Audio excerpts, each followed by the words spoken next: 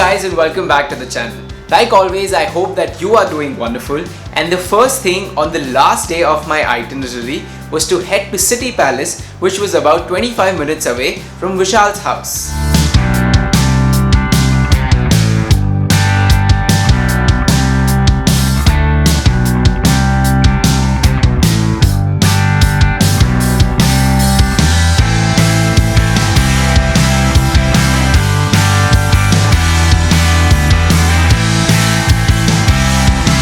And whenever you travel to any city, you should always start to explore from the city center, and I do not mean the center from a geographical aspect, but what I mean is that all the tourist attractions of that city are around that center, and in Udaipur's case, it was the City Palace.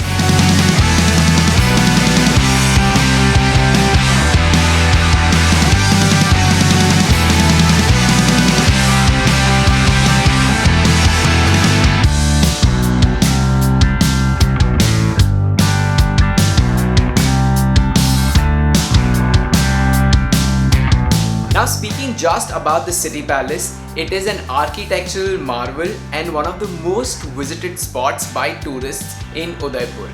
The wonderful architecture is a blend of European, medieval and Chinese styles, and you will find an assortment of corridors, rooms, pavilions, terraces and hanging gardens.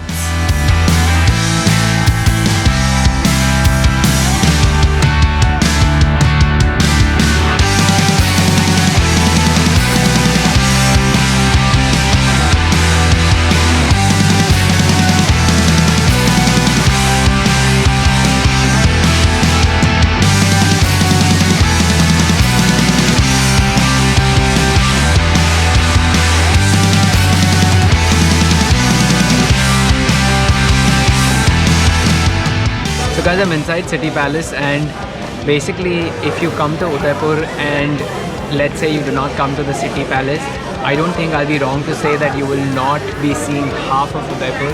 Now, City Palace is huge. The moment you enter, first of all, on entry your ticket charges are 300 per person. If you are on a two-wheeler vehicle, parking for that is 25. I am not aware of the parking for four-wheelers. So in the center there's a huge garden, and the palace is so huge that two wings of the palace are leased off to two five-star hotels. The area where I'm at, it's a courtyard, it's surrounded by trees, there's lush green, but this happens to be on the 4th floor, and there is absolutely no way that this will seem like the 4th floor to you. Such is the architecture. The stairs that we have come up from are narrow for two very specific purposes. One, because even a 5-foot guy, average build guy, will have to bow down before they enter. And two, in the unfortunate scenario that let's say the palace is invaded, people cannot enter through the staircase more than one at a time, which is strategically like very good.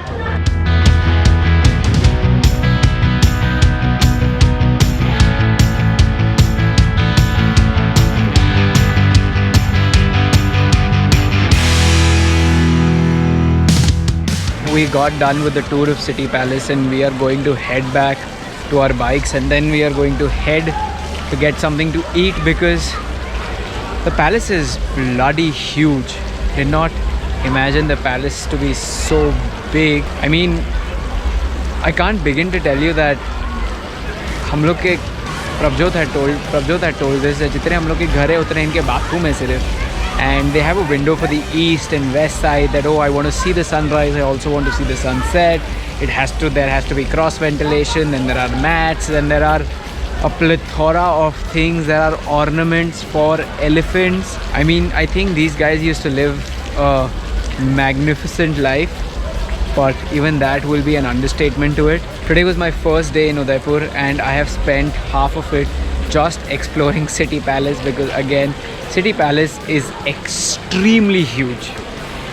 We're gonna get something to eat now. I'm heading to a cafe called Jheel, and by the way, if you are in Udaipur and if you are on this side, you should definitely not miss Jheel because it is one of the best cafes too. It overlooks Lake Pichola, and the food, in addition to the view, is a blessing to have. I am just hoping that when we do get there, we do have seating available. There should not be a waiting. If in case there is, it should not be a lot because we are starving, and we have another plan on the itinerary by 4:30, and therefore we have to finish up our food so we can get to that, and I'm gonna catch you there.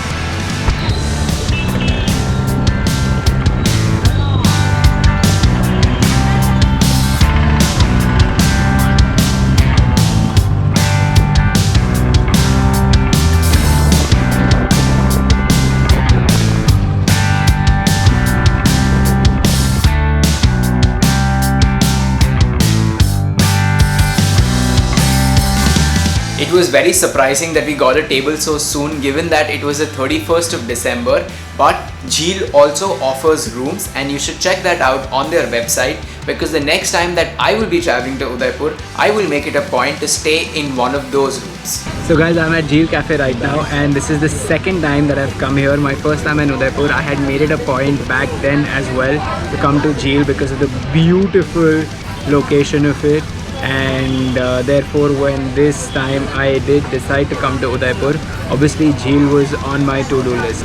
We usually get here for sandwiches and pastas and coffees, and it's a very chill scene here, so it basically overlooks the lake, and you have an amazing seating. And since it's an outdoor seating, smoking is allowed. I don't think alcohol's served here, but it's quite it's actually very peaceful, and it's not that expensive as well. I will get to the bill details later, but if you're in Udaipur, this place should definitely be on your to-do list as well. Food in Udaipur is also comparatively cheaper to Bombay, and if I were to give you an estimation, about 1200 bucks per person per day should suffice, unless you only decide to eat at luxurious places.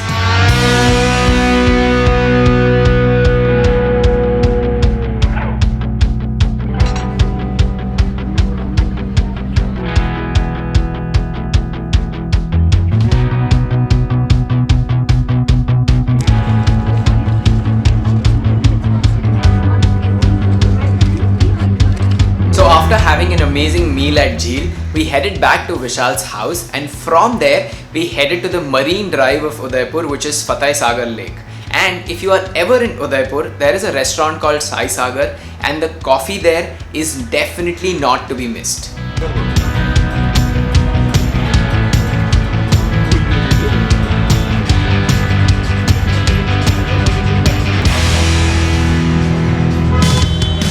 And guys, with that, episode number 2 comes to an end. 31st night for me was gulping down half a bottle of scotch and passing out at Vishal's house. But on a lighter note, episode number 3 is going to have food porn. So I hope that you look forward to that. And until that time, like this video, subscribe to the channel in case you haven't. And I am going to see you guys very soon.